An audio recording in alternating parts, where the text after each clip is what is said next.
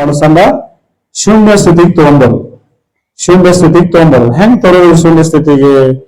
So ಅದೊಂದು simple ಆದಂತ meditation. So ಇದನ್ನ ನೀವು ಯಾವ ರೀತಿ ಪ್ರಾಕ್ಟೀಸ್ ಮಾಡ್ಬೇಕಂದ್ರೆ ಫಸ್ಟ್ ನಾ ಹೇಳ್ಕೊಡ್ತೀನಿ ನಿಮಗ, ನಂತರ ನೀವು ಕೂಡ ಮಾಡೋಣ. ರೈಟಾ? ಸೊ ಅದಕ್ಕೆ ಇದು ಸಿಂಪಲ್ ಆದ ಮೆಡಿಟೇಷನ್, ಶೂನ್ಯ ಧ್ಯಾನ ಅಂದ್ರ. ಸೊ ಇದನ್ನ ನೀವು ಹೆಂಗ್ ಮಾಡ್ಬೇಕಪ್ಪ ಅಂತಂದ್ರೆ ಸ್ಟ್ರೇಟ್ ಆಗಿ ಕೂಡ್ಬೇಕು. ನಿಮ್ಗ ಈಗ ಬೇಡ, ಆಮೇಲೆ ಹೇಳಿದಂಗ್ ಮಾಡಕ್ಕೆ. ಸೊ ಕೇಳಿ. ಸೊ ಸ್ಟ್ರೇಟ್ ಆಗಿ ಕೂಡ್ಬೇಕು. ಸ್ಟ್ರೇಟ್ ಆಗಿ ಕೂದ್ಬಿಟ್ಟ ನಿಮ್ಮ ಸ್ಪೈನಲ್ ಕಾರ್ಡ್ ನೇರವಾಗಿರ್ಬೇಕು. ಬಂದೂರಿ ನೇರವಾಗಿರ್ಬೇಕು.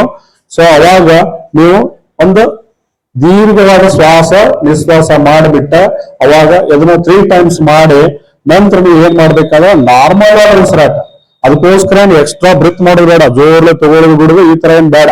ನಾರ್ಮಲ್ ಆದ ಉಸಿರಾಟ. ನಿಮ್ದು ಉಸಿರ ಒಳಗಡೆ ಹೋಗಿ ಹೊರಗಡೆ ಬರ್ತೈತ್ಲ, ಅದನ್ನ ಕೌಂಟ್ ಮಾಡ್ತಾ ಹೋಗ್ಬೇಕು ನೀವು. ಕೌಂಟ್ ಮಾಡ್ತಾ ಹೋಗ್ಬೇಕು. ಹೆಂಗ್ ಕೌಂಟ್ ಮಾಡೋದಂದ್ರೆ ಒಮ್ಮೆ ಉಸಿರ ಒಳಗ್ ಹೋಗಿ ಹೊರಗೆ ಬರ್ತೈತ್ಲ 9, ಮತ್ತೆ ಉಸಿರ ಒಳಗ್ ಹೋಗಿ ಹೊರಗೆ ಬರ್ತೈತ್ಲ 8, ಮತ್ತೆ ಉಸಿರ ಒಳಗ್ ಹೋಗಿ ಹೊರಗೆ ಬರ್ತೈತ್ಲ 7.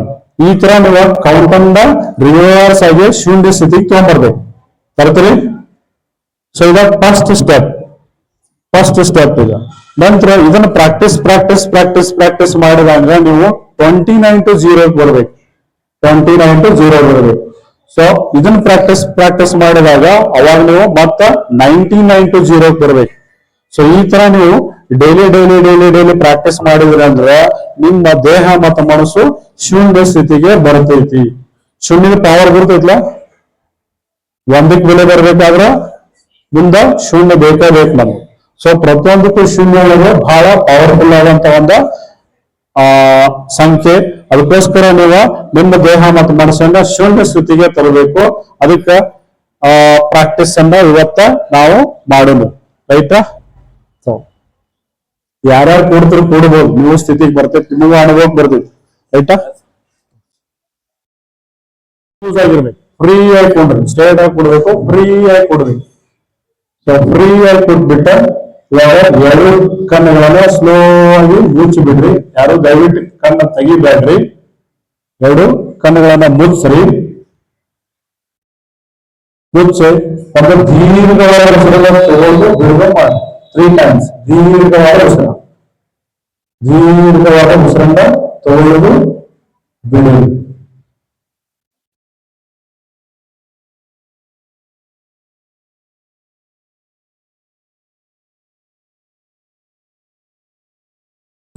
ಮಾಡಿ.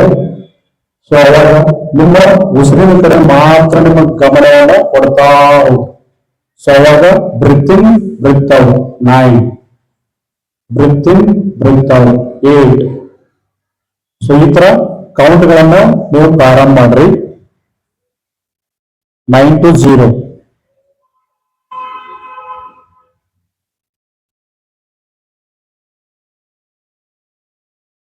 ನಗಬೇಡ್ರಿ.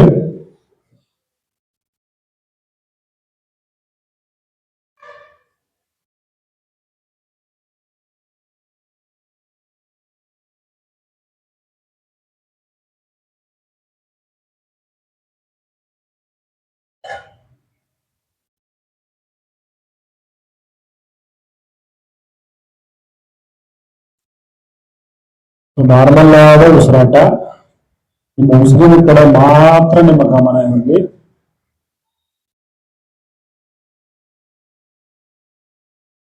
ಉಸಿರಿನ ಕಡೆ ಮಾತ್ರ ಗಮನ ಇರಲಿ. ಕಣ್ಣು ಓಪನ್ ಮಾಡಬೇಡ್ರಿ.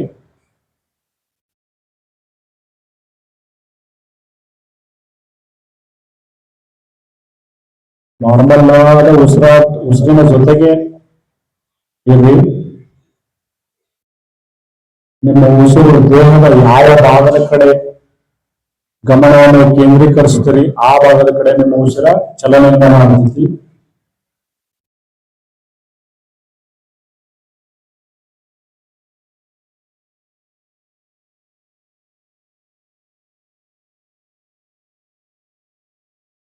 ಹಾಗೆ ನಿಮ್ಮ ಉಸಿರನ್ನ ಕೌಂಟ್ ಮಾಡ್ತಾ ಇರಿ. Breathe in breathe out 9, breathe in breathe out 8, breathe in breathe out 7, breathe in, breathe out. 6, breathe in, breathe out. 5, breathe in, breathe out. 4, breathe in, breathe out. 3, breathe in, breathe out. 2, breathe in, breathe out. 1, breathe in, breathe out. 0.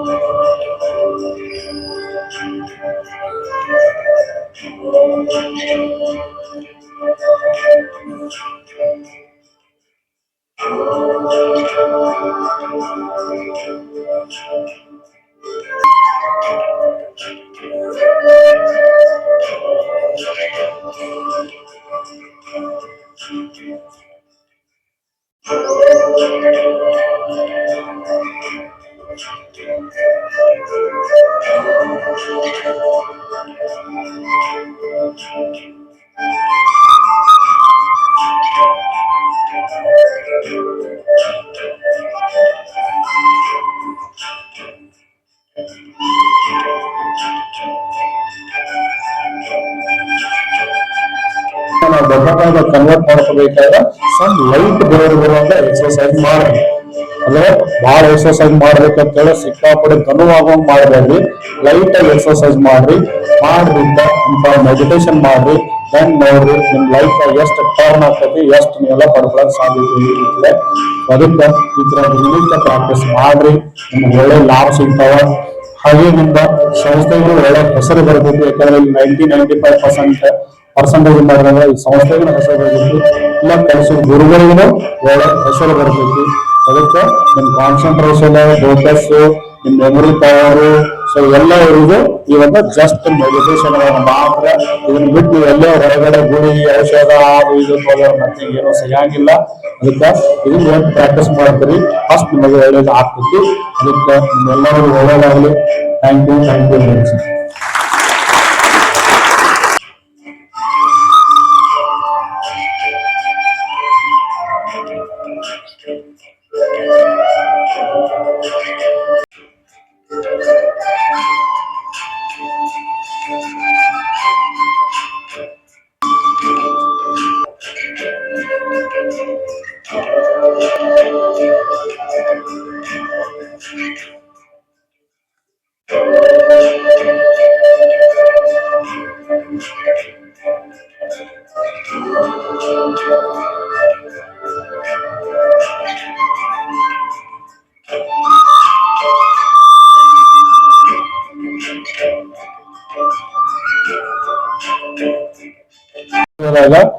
Types of hormones ಗಳದಾವ. So hormone cortisol hormone ಅದನ್ನ dopamine ಆಗಿ convert ಮಾಡ್ಲೇಬೇಕು ನಾವು. ಪ್ರತಿಯೊಬ್ಬರಿಗೆ ಮಾಡ್ಬೇಕು. ಅದಕ್ಕೆ ಮುಂಜಾನೆ ತಕ್ಷಣ exercise ಯಾಕೆ ಮಾಡ್ಬೇಕಂದ್ರೆ ನಮ್ದು ಒಂದು ಮೆಟಾಬಾಲಿಕ್ ಸಿಸ್ಟಮ್ ದಾಗ ಕಾರ್ಟಿಸೋಲ್ ಹಾರ್ಮೋನ್ ನಮ್ ದೇಹ ಬಿಟ್ಟಿರ್ತೈತಿ. ನಿಮ್ ಅನ್ಕೊಂಡು ಹೇಳ್ತಿರ್ಲ, ನಿಮ್ ಅನ್ಕೊಂಡು ಹೇಳಿದ ತಕ್ಷಣ ನಿಮ್ಗೆ ಬಾಯಿ ಅಗದಿ ಮಸ್ತ್ ಇರ್ತೈತಿ, ಟೇಸ್ಟ್ ಇರ್ತೈತಿ.